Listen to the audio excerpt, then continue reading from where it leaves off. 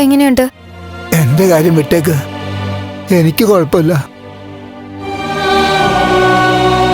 ദേവിയെ കുറിച്ച് അന്വേഷിക്കണം മുരളി. അവളെ കണ്ടുപിടിക്കണം. അങ്കിളിപ്പോ അതിനെക്കുറിച്ചൊന്നും ആലോചിക്കണ്ട. സ്വസ്ഥമായിട്ട് വിശ്രമിക്കുക. ബാക്കി കാര്യങ്ങളൊക്കെ 2 ദിവസം കഴിഞ്ഞിട്ട് സംസാരിക്കാം. അതെ, നന്നായിട്ട് ആഹാരം കഴിക്കണം. ആകെ ക്ഷീണിച്ച് ആള് തന്നെ മാറിപ്പോയി.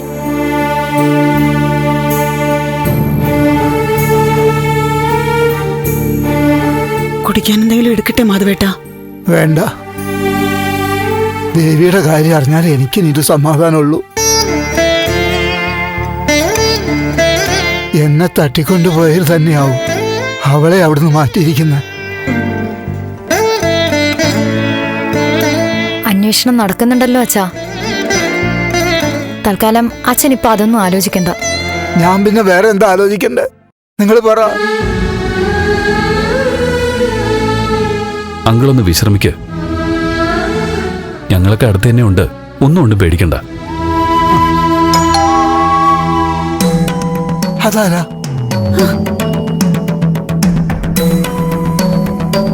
ദേവിയ വന്നാണോ? മോളെ, മോളെ. മാധവേട്ട വേണ്ട.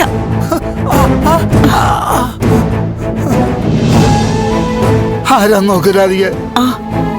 മുരളി പോയിട്ടുണ്ടല്ലോ, ഞാൻ നോക്കിക്കോളാം. മോളെ,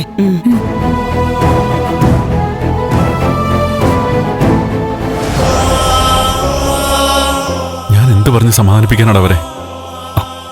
മാധവൻ നിങ്ങൾ ദേവികയുടെ കാര്യം ചോദിച്ചുകൊണ്ടിരിക്കുക. എന്ത് പറയാനാ? എവിടെ അവള്?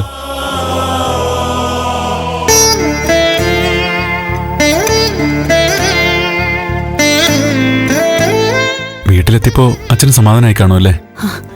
ദേവിയെ കുറിച്ച ചോദ്യം മുഴുവൻ ഞങ്ങൾക്കൊന്നും പറയാൻ പറ്റുന്നില്ല.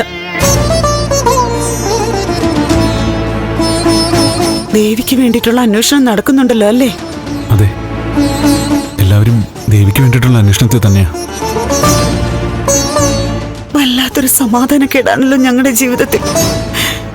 എന്റെ കുഞ്ഞിനെ ഇനി എവിടുന്ന് കണ്ടുപിടിക്ക?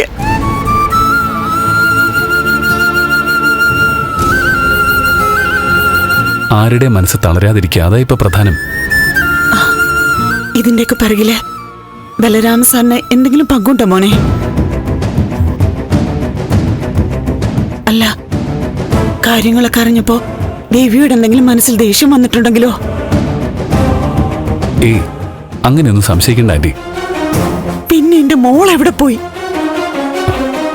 അന്വേഷണം നടക്കുന്നുണ്ടല്ലോ. ഇപ്പോ എന്ത് ചോദിച്ചാലും വ്യക്തമായൊരു ഉത്തരം തരാനില്ല. അല്ല മോനെ. ആന്റി, എനിക്ക് കുടിക്കാൻ ഇത്തിരി വെള്ളം എടുത്തോണ്ട് വരുമോ? ആ, കേറുവാ മോനെ.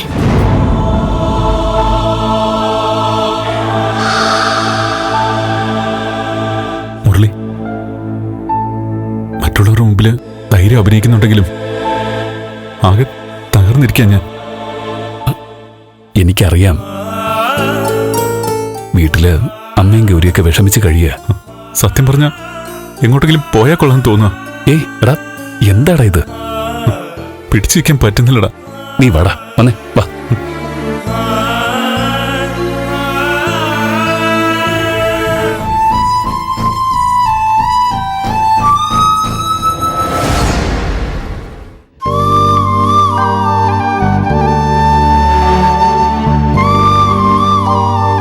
കൊച്ചേ, വാ നമുക്കിറങ്ങാം. അമ്മച്ചി, എന്നെ ഇങ്ങോട്ടാ കൊണ്ടുപോകുന്നേ? ദേ, അതൊന്നും പറഞ്ഞോണ്ടിരിക്കാൻ സമയമില്ല. പെട്ടെന്ന് ഇങ്ങോട്ട് വാ. അമ്മച്ചി, ഞാൻ ഒരുപാട് അനുഭവിച്ചോളാം. ഇനി വരുന്നതും വരുമ്പോൾ അങ്ങ് അനുഭവിക്കാന്ന് മനസ്സുകൊണ്ട് തയ്യാറായി നിൽക്കുക. അതുകൊണ്ട് അറിയാൻ വേണ്ടി ചോദിക്കുക, എന്നെ എങ്ങോട്ടാ കൊണ്ടുപോകുന്നേ? ഒന്ന് പറയമ്മച്ചി. ഇസ്തപ്പാനെ പോലെ വേറെ ഏതെങ്കിലും ഗുണ്ടയ്ക്ക് കൈമാറാനാണോ? അല്ല.